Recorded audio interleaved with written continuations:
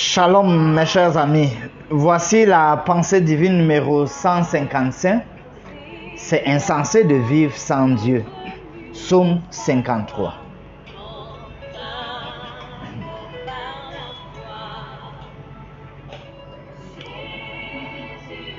Au verset 2 de ce psaume, il y a une déclaration forte sur l'insensé. L'insensé dit en son cœur, il n'y a point de Dieu. Alors, dans le fond, c'est plus que de l'athéisme ici. C'est pas simplement dire dans son cœur, confesser, penser, croire qu'il n'y a point de Dieu. Mais il y a dans le psaume des éléments qui montrent ce qui fait que ce soit vraiment un insensé. C'est que, on dit par exemple, ils se sont corrompus, ils ont commis des iniquités abominables. Il n'en est aucun qui fait le bien. Donc, c'est des gens qui sont dans un style de vie totalement effronté, totalement dans l'iniquité, dans l'abomination. Dans l'abomination. Dans la suite, le verset 3, il est dit que ces gens-là ne cherchent pas Dieu. Parce que voilà, Dieu du haut des cieux regarde les fils de l'homme pour voir s'il y a quelqu'un qui soit intelligent, qui cherche Dieu. Être intelligent, dans le sens du psaume ici, c'est de chercher Dieu. La sagesse, la crainte de l'Éternel, c'est le commencement de la sagesse.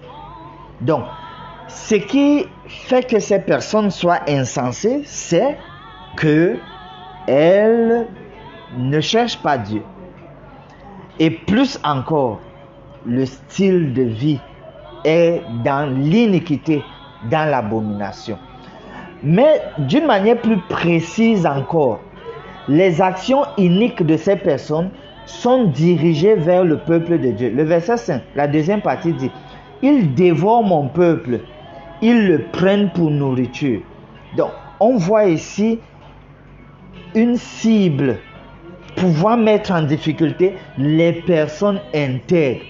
Les personnes qui, elles, acceptent l'idée de Dieu à travers un style de vie qui suit ce que Dieu a dit. Le psaume s'achève sur une note d'espoir parce que dès le verset 6, il est dit, alors ils trembleront d'épouvante. C'est-à-dire, il y a un moment où Dieu va intervenir en faveur des personnes intègres. Et le verset 7, la dernière partie dit, quand Dieu ramènera les captifs de son peuple, Jacob sera dans l'allégresse, Israël se réjouira. Donc, ce n'est pas pour toujours que le peuple de Dieu sera frustré, persécuté par les personnes qui disent qu'il n'y a pas Dieu. En définitive, dire qu'il n'y a pas Dieu, c'est mener un style de vie qui ne tient pas compte de ce que Dieu a dit.